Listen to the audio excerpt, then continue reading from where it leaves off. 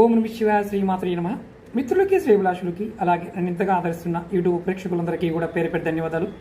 మిత్రులరా, మీ అందరికీ పరాదేవత ఎల్లవెల్లలా మీతో ఉండి మీ మనోవాంఛ నెరవేర్చాలని మనస్ఫూర్తిగా కోరుకుంటున్నాను. ఈరోజు వీడియోలో సంపాదన విషయంలో ఎప్పుడూ కూడా అసలు కలిసి రావడం లేదండి. పెద్దలు ఇచ్చిన ఆస్తులు కూడా కోల్పోతున్నాము.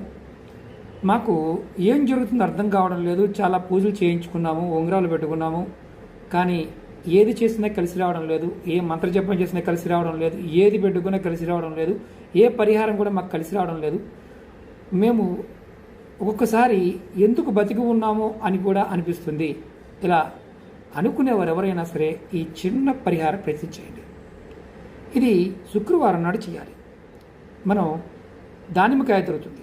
దానిమ్మకాయని 2 ముక్కలుగా కట్ చేసి లోపల ఉన్న గింజలన్నీ తీసి మీరు వాడుకోండి.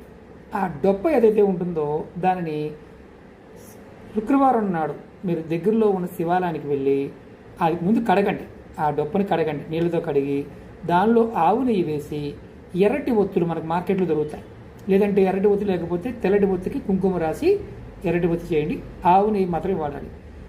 శివాలయ ప్రాంగణంలో మీరు నంది దగ్గర కావచ్చు, ప్రాంగణంలో ఎక్కడైనా సరే దీపం వెలిగించండి. ఎప్పుడు వెలిగించాలి? సంధి సమయంలో, అంటే సాయంత్రం 5:30 దగ్గర నుండి 6:45 మధ్యలో వెలిగించండి. వెలిగించి మీరు ముందు నంది చెవులో మీకున్న సమస్యలు, మీకు కావాల్సిన కోరికలన్నీ నంది చెవులు చెప్పండి. తర్వాత శివభగవానికి నివేదన చేయండి.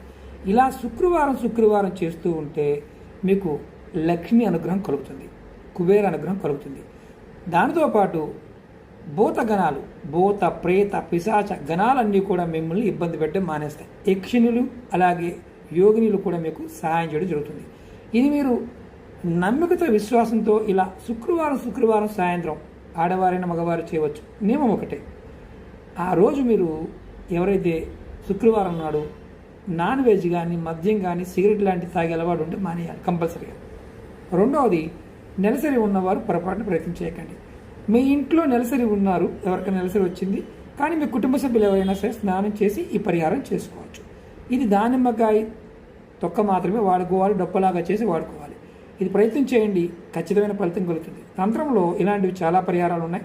రాబోయే రోజుల్లో మీకు మరిన్ని వీడియోలు తెలియజేస్తాను. అలాగే మీకు ఈ వీడియో నచ్చినట్లయితే లైక్ చేయండి, ఛానల్ని సబ్స్క్రైబ్ చేసుకోండి, పక్కనే ఉన్న గంట సింబల్ని యాక్టివేట్ చేసుకొని 10 మంది మిత్రులకి షేర్ చేయండి. మీరు ఎంతగా మిత్రులతో ఇబ్బంది పడుతున్న వారు ఎవరికైనా షేర్ చేస్తారో వారందరి జీవితాల్లో మార్పులు వస్తాయి.